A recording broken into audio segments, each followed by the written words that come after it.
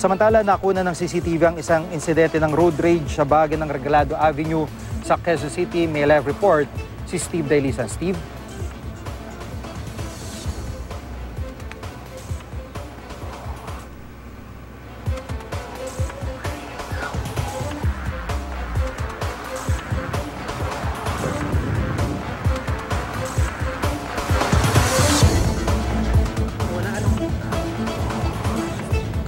Subukan ho nating balikan si Steve Dailisan kaugnay po ng insidente ng road rage na yan na nakuna ng CCTV sa lugar dito po sa may bahagian ng Regalado Avenue sa Quezon City. Ang driver ng van ilang beses binangga ang nakagitgitang taxi at sinagasahan pa ang tsuper nito. Steve?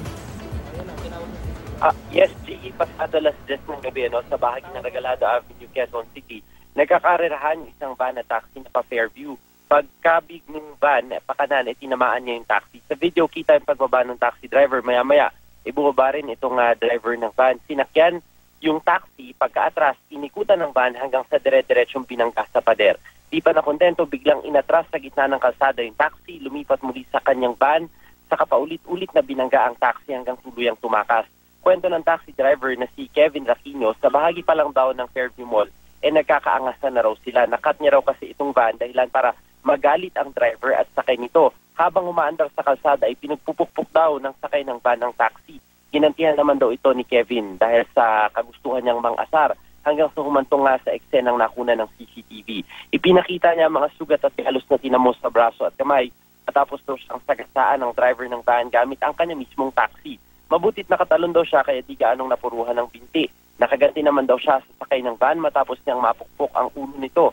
Hahabulin daw sana niya yung mga sakay ng van pero di na niya ma-start yung kanyang taxi na matindi ang tama bunsod ng pagkakabangga. Wala rin daw makapagturo ng positive identification nito dahil conduction sticker pa ang gamit. Damay tuloy sa road rage ang pader ng pribadong establishmento na di pa malaman kung sino ang papapanagutin. Nananawagan din itong driver ng taxi na si Kevin sa mga nakasaksi sa insidente na tulungan siyang matukoy ang driver ng van. Ayon naman kay Chairman Manuel Tua ng Barangay North Fairview, walang naibubunga ang init ng ulo. Accident prone na raw ang lugar lalo't magkakasunod yung mga aksidenteng nagaganap dito. Kaya tanging disiplina at pagsunod ng mga driver sa batas trapiko ang makakaresolba nito. Naghain ng reklamo ang taxi driver sa pulisya at patuloy pang inaalam ang pagkakakilanlan ng mga sakay ng van. Jiggy. Maraming salamat, Steve Dailisan.